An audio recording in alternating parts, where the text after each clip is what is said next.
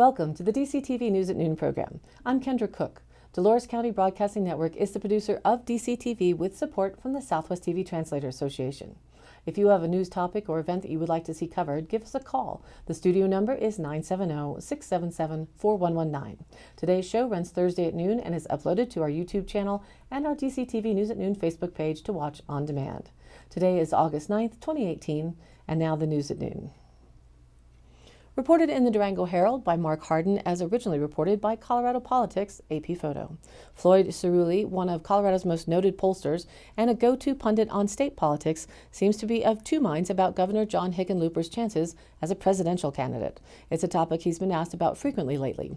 Nearing the end of his 8 years in office, Hickenlooper maintains an approval rating that puts him in the top 10 among fellow governors, the Cerulli Associates Opinion Gleaner notes in his blog. He cites a Morning Consult poll that places Hickenlooper's net approval rating at a positive 23 percentage points. Compared that to President Donald Trump's negative 13 points. Given he's at the end of his term and governing in the age of polarization that produces more gridlock than accomplishments, Hickenlooper has done reasonably well, says Cerulli. Hickenlooper appears to be chewing over a run-don't-run decision this summer and has said it would be really fun to seek the White House. But while Hickenlooper and his possible presidential aspirations have been a hot topic here in Colorado, and he has been making lots of appearances in other states in recent months, the former restaurateur and brewer is not yet on the national radar, Cerulli says.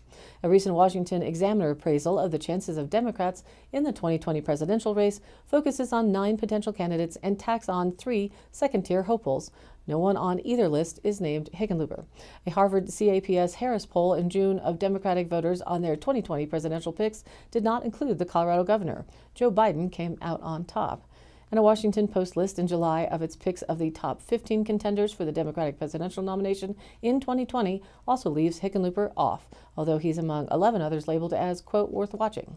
In fact, notes Denverite, there has also been chatter about Hickenlooper staying home and challenging U.S. Senator Cory Gardner in 2020. In his blog, Cerulli adds this: as of today, the odds look long, but it's early and things can change quickly. Think of 2016. Reported in the Durango Herald, AP, federal authorities say an Arizona-based auto dealer who operates in towns near the Navajo Nation falsified consumer information and deceived consumers through advertisements. The Gallup Independent reports the Federal Trade Commission recently filed a complaint against Tate's Auto Group after an investigation by the Navajo Nation Human Rights Commission. The FTC alleges that Tate's Auto falsely inflated consumers' financial information on contracts to make it appear as if consumers had higher monthly incomes than they actually had. In a statement, Tate's Auto Group owner and manager Richard Berry strongly denied the allegations and said the company will be vindicated. Founded in 1977, Tate's Auto Group is based in Holbrook, Arizona, and has 4 other locations throughout eastern Arizona and New Mexico. Reported in the Journal, the Region 9 Economic Development District of Southwest Colorado has announced that Peyton Heitzman and Tuggy Dunton have joined the Region 9 Board of Directors as representatives of 2 government jurisdictions. Tuggy Dunton is the Ignacio Town Clerk and has worked for the town since 2016. She has a master's degree in marriage and family counseling and has served for various organizations, including 2 nonprofits, Wings of Freedom, Inc. and 4 Directions, Inc., that she co-founded with her husband. Dunton is fluent in conversational Spanish, having lived overseas for the first 15 years of her life. Peyton Heitzman serves as the management intern with the City of Cortez, attended Fort Lewis College, and is finishing a degree in public policy at the University of Colorado, Denver. Dunton and Heitzman were elected to the Region 9 Board of Directors at their recent July meeting held in Dove Creek. Region 9 is a public-private partnership that promotes and coordinates economic development efforts in 5 Colorado counties. Region 9 is a supportive board member of our local Dolores County Development Corporation, DCTC, which meets the second Wednesday of each month at 11 a.m. in the basement of the courthouse. The Region 9 board is composed of 26 members, 17 representatives from the local governmental jurisdictions, and 9 members from the private sector. The Region 9 board meets quarterly. They generate a host of informative and valuable economic research information studies. For more information, call them at 970-247-9621 or go online to scan.org. Reported in the Durango Herald, AP with Herald file photo. The Navajo Nation is offering $50 for each surrendered horse to encourage the removal of unbranded, free-roaming horses from tribal land. The nation's Department of Agriculture rolled out a voluntary horse sale and equine reward program last week to mitigate the overpopulation of animals on the range, the Daily Times reported. The department will issue a promissory note a promissory note for each horse surrendered at the auction yard in Nashiti. Payment will be issued within 30 days, according to the department. The department started bringing attention to feral horses overpopulation in 2013, addressing the matter through horse roundups and entrapments, said Roxy June, the department's principal planner. The Navajo Nation has removed more than 2,000 horses this year. Quote, "We try to leverage our funding and do as much as we can," June said. "No matter what we do, if we fix the windmills, if we fix the earthen dams, if we reseed, if we do conservation, those horses are still there and they're still eating up the range. It's like a vicious cycle, and the only option for the Navajo Nation is to remove horses." The horse removals have drawn criticism from equine advocates and animal welfare organizations. June said she understands the opposition to horse removal, and the nation is working on alternative methods to address this issue. Once we get the horses to a manageable level, then we can start doing the other things, June said. We can start training them, then we can start doing adoption, but right now there are too many horses. The department funded the program through a $250,000 grant awarded this year by the U.S. Department of the Interior.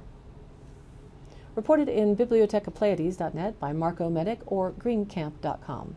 Much like the carefully orchestrated delegalization of cannabis during the 1930s, there was a powerful decades-long misleading campaign against psilocybin mushrooms, which caused a deep-rooted fear and a subsequent public rejection of this substance.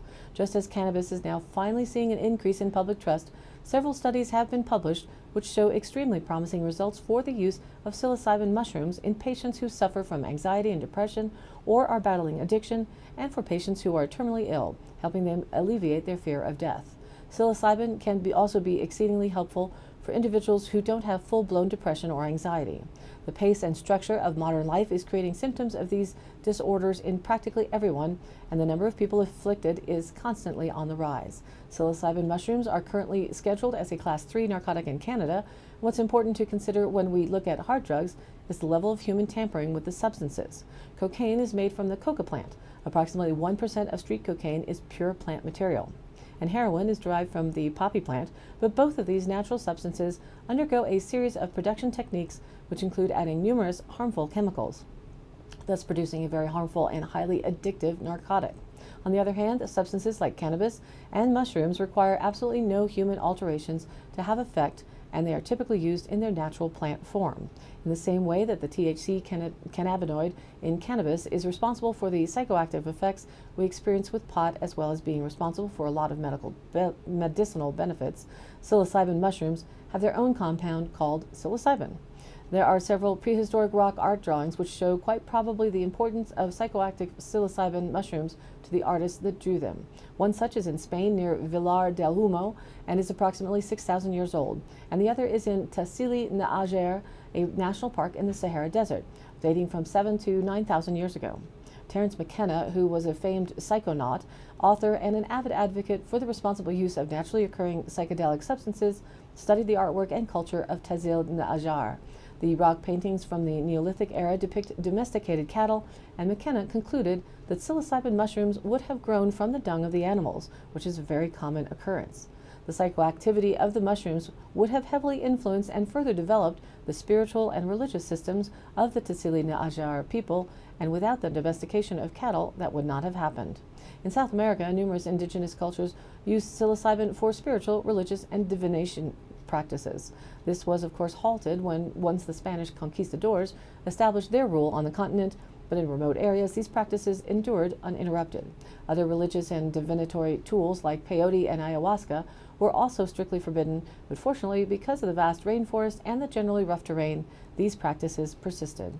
There's currently a group in Colorado who are working to get legislation on a ballot issue for May of 2019 regarding legalization and regulating of the use of psilocybin in Colorado. We'll continue to follow the mushroom trail in future reports. And now for the Dolores County Sheriff's Roundup for the week of July 30th through August 5th. An officer assisted San Juan County, Utah, by confirming damage in a car versus deer accident. A lost hiker phoned 911 from the Taylor Mesa area and reported being out all night. Search and rescue was called out, but before they could get to the area, the hiker phoned back and reported he no longer needed assistance as he had found his truck. Fire flamed up on Blue Creek Road in the Uncompahgre National Forest. San Miguel was notified. An officer assisted San Miguel County until Colorado State Patrol could arrive on scene for a semi-truck off the road.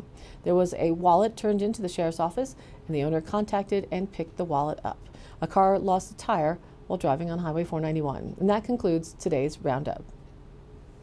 Today's High Canyon Country happenings, August 11th at Riverside Park in Dolores.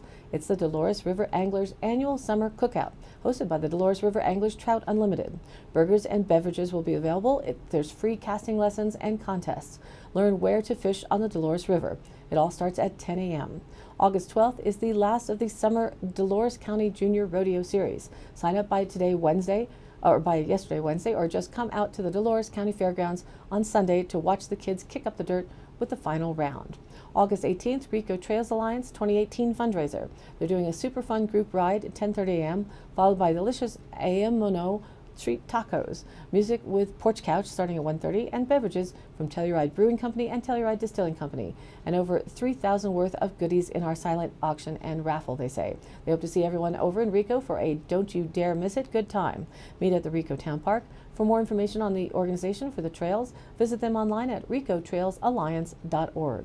All of the happenings are posted on our DCTV News at Noon Facebook page, along with our YouTube channel and on-demand replays, weather notices, and original stories and local posts. To share your event or information, contact us by email, dcpnnews@gmail.com, or call the station 970-677-4119.